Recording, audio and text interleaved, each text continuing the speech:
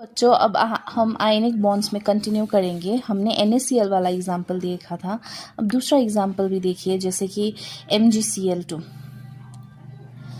तो MgCl2 मैंने आपको पहले भी बोला था, अगर आप अपना नॉलेज एकदम अच्छे से रखें, फर्स्ट 30 एलिमेंट्स, आपके बहुत सारे प्रॉब्लम सॉल्व हो जाएंगे। जैसे कि अगर Mg की बात हो तो Mg का एटॉमिक नंबर है 12। सो आप अगर उसको K शेल में डालोगे Lm, सो ये है 282।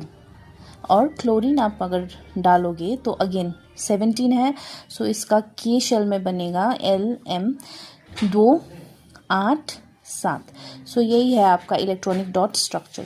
सो आप Mg को सेंट्रल लेटर बनाइए और एक जैसे कि मैंने लास्ट टाइम आपको बताया था, मैग्नीशियम एक सेंट्रल मेटल की तरह आप उसको बीच में रहेंगे, एक इलेक्ट्रॉन यहाँ पे रखेंगे और एक इलेक्ट्रॉन यहाँ पे रहेंगे।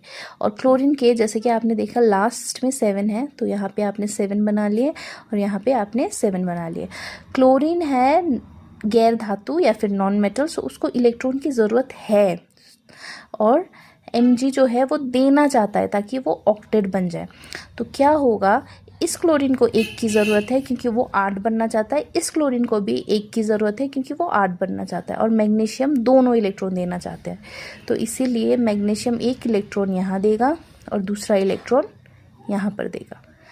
आप देखेंगे कि एक बॉन्ड क्लोरीन Mg और Mg का है। अगर आप देखें तो Mg कितने इलेक्ट्रॉन्स लूज कर रहा है, 2 इलेक्ट्रॉन। तो आप अगर अपनी नेगेटिविटी किसी को दे देते हो तो आप बन जाते हो पॉजिटिव। कितने पॉजिटिव, 2 पॉजिटिव। और अगर क्लोरीन, जैसे कि क्लोरीन इलेक्ट्रॉन गेन कर रहा है, अगर आप इंडिविजुअल एक इलेक्ट्रॉन क्लोरीन की बात करें तो वो एक इलेक्ट्रॉन ले रहा है, तो ये बन जाता है क्लोरीन नेगेटिव।